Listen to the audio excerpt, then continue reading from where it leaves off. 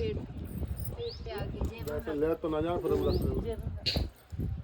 Phone भी tight रखना, phone भी उठा लेते। ना ऐसी कोई बात नहीं। गिरिराज जी ने भी मना नहीं किया, पिता की आज्ञा बांध करके मुनिवर से बोले, मुनिवर मैं आपके साथ चलने को तैयार हूँ, लेकिन मेरी एक शर्त है, यहाँ से ले जाने के बाद जहाँ कहीं भी मुझे एक बार विराजमान कर दोगे, उसके बाद मैं आपके साथ आगे नहीं जाऊँगा। मुनिवर ने शर्त स्वीकार की। गिरिराज जी ने अपना छोटा रूप धारण किया, उसको सीधे हाथ में रख करके आकाश मार्ग से बनारस के लिए जा रहे थे, लेकिन प्रकृति को, ईश्वर को और भी कुछ मंजूर था। रास्ते में उनको लक्ष्मण लगती, जिसके वेग के कारण उन्होंने गिरिराज पर्वत को यहाँ विराजमान किया, लक्ष्मण करने चले गए। शुद्धिकरण करने के बाद लौट के आते हैं तो देखते हैं गिरिराज पर्वत ने अपना विशाल रूप धारण कर रखा है। उस विशाल रूप को देख करके मुनिवर बोले, अरे गिरिराज तुमने ये क्या किया? मैं आपको अपने साथ में बनारस लेके जाना चाहता हूँ, आपने यही इतना विशाल रूप धारण कर लिया, अब कैसे लेके साथ चलाऊँगा? गिरिराज जी बोले, मुनिवर अपनी शर्त ध्यान करें, उस शर्त के अनुसार जहाँ कहीं भी मुझे एक बार विराजमान कर दो, उसके बाद मैं आपके साथ आगे नहीं जाऊँगा। मुनिवर ने शर्त स्वीकार की। गिरिराज जी से काफ़ी विनती की, प्रार्थना की और समझाया कि मेरा उपदेश आपको अपने साथ बनारस लेके जाना था, यहाँ तो कारणवश बैठाया, फिर भी गिरिराज जी ने उनकी एक न मानी। तब मुनिवर ने क्रोध में आकर के श्राप दिया कि आपको अपने विशाल का आकार पर घमंड है, इसलिए मैं तुमको श्राप देता हूँ, आप एक तिल रोज घटोगे, एक दिन धरती में विलय हो जाओगे। तो उनको एक तिल रोज घटने का श्राप मिला हुआ है। इतिहास बताता, पहले गिरिराज पर्वत की इतनी ऊंचाई थी कि पूरब में सूरज निकलता था तो पश्चिम में 20 किलोमीटर तक छाया रहती थी, लेकिन श्राप के कारण पर्वत की ऊंचाई कम होती जा रही है। ऐसा भी माना जाता है आने वाले समय में गिरिराज पर्वत धरती में विलय हो जाएंगे। तब गिरिराज जी को पश्चाताप हुआ, उन्होंने मुनिवर से गलती माफ़ी मांगी। गलती माफ़ी मांग राधे राधे श्याम राधे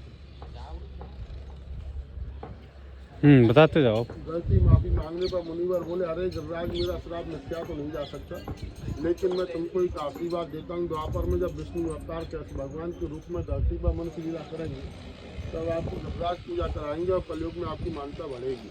इसीलिए कृष्ण भगवान ने मुनिवर का वचन रखने के लिए इंद्र की पूजा छुड़ा करके गोवर्धन पर्वत का पूजा कराया, दूध दही से स्नान कराया।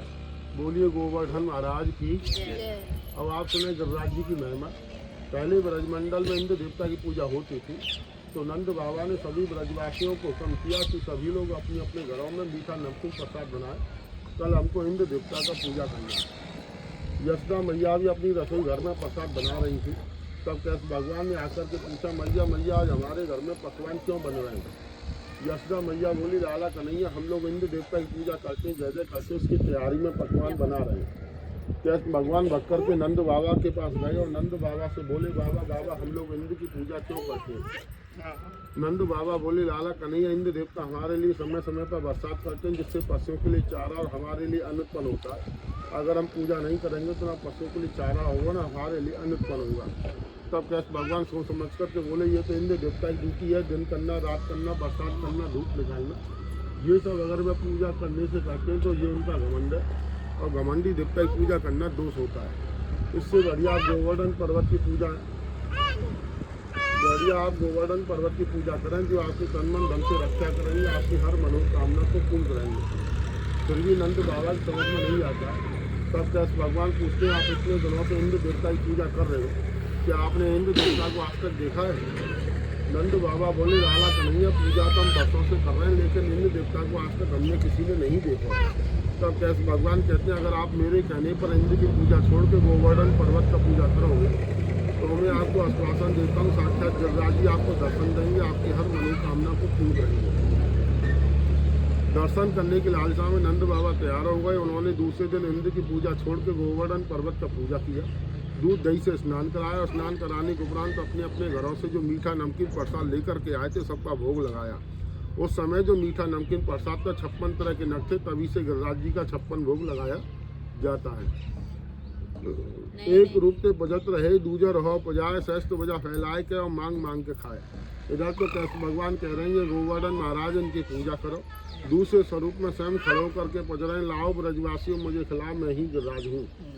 सभी ब्रजवासी जन बड़े खुश होते हैं, खुश होकर के अपना अपना प्रसाद गिरिराज जी को खिलाते हैं, बच्चा कोचा स्वयं पाते हैं। पूजा करने के उपरांत सभी लोग अपने अपने घरों पर चले जाते हैं। उधर जब इंद्र देवता को मालूम हुआ कि मेरी पूजा छोड़ के ब्रजवासियों ने किसी गोवर्धन पर्वत का पूजा किया है, तो क्रोध में आकर के मेघालयों को हुक्म किया कि ब्रज मंडल में इतनी मूसलाधार बरसात की जाए जिससे जनजीवन नष्ट हो जाए। बरसात होना शुरू होता है, काले घने बादल होते हैं, तेज हवा चलती है। उस मौसम को देख करके सभी ब्रजवासी जन घबरा गए। घबरा करके कन्हैया के पास आकर के बोले, कन्हैया तुम्हारी बातों में आकर के हमने इंद्र की पूजा छोड़ो, गिरिराज पूजा की है। तो आंसू लगे, इंद्र देवता नाराज होकर के हमारे ऊपर कोई ना कोई संकट लाने वाले हैं, अब तुम ही उनके क्रोध से हमारी रक्षा करो। तब कैसे भगवान कहते हैं, आपने गिरिराज पूजा किया है, गिरिराज जी आपकी रक्षा करेंगे, आओ मेरे साथ उनसे मिलकर हम प्रार्थना करेंगे। कैसे भगवान सभी ब्रजवासी जनों को लेकर के यहाँ पर आते हैं, गिरिराज जी से प्रार्थना करते हैं। प्रार्थना करने के उपरांत सारे गिरिराज पर्वत समूह को एक साधारण वस्तु की तरह उठा करके खैरे हाथ की छोटी उंगली पर धारण कर लेते हैं और धारण करके कहते हैं, सभी ब्रजवासीगण पशु पक्षी नर इस पर्वत के नीचे आ जाए।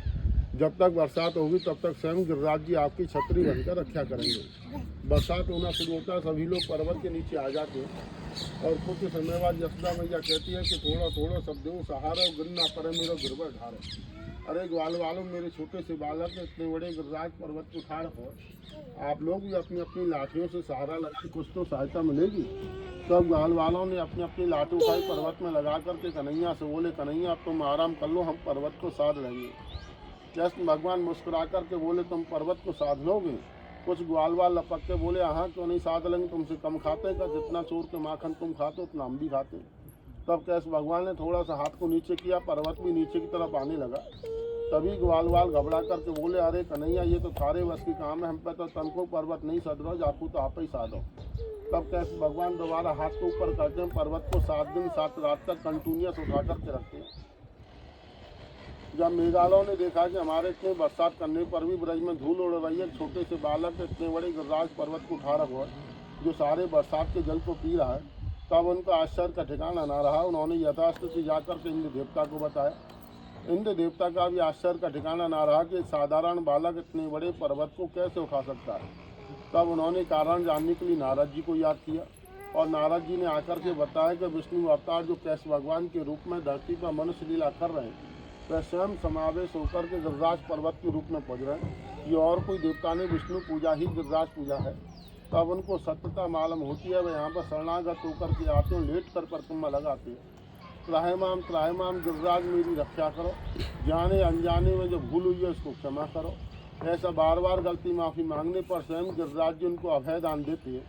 पहले नंबर ब्रजवासियों ने पूजा किया तो उनकी इंद्र के क्रोध से रक्षा की। दूसरे नंबर इंद्र देवता ने पूजा किया तो उनको अभय दान दिया, तब से लेकर अब तक उनके ऊपर कोई भी संकट नहीं आया है। और तीसरे नंबर जिस किसी भक्तगण ने भक्ति भाव से गिरिराज जी का दर्शन पूजा परिक्रमा किया है, उसका भी हर मनोकामना पूर्ण हुआ है। तभी से दीपावली के बाद पड़वा को जो गोबर का बना के गोवर्धन पूजा किया जाता है, वहाँ आप लोग नकल बना के पूछते हैं, असल गोवर्धन महाराज का दर्शन पूजा परिक्रमा है। बोलिए गोवर्धन महाराज की जय।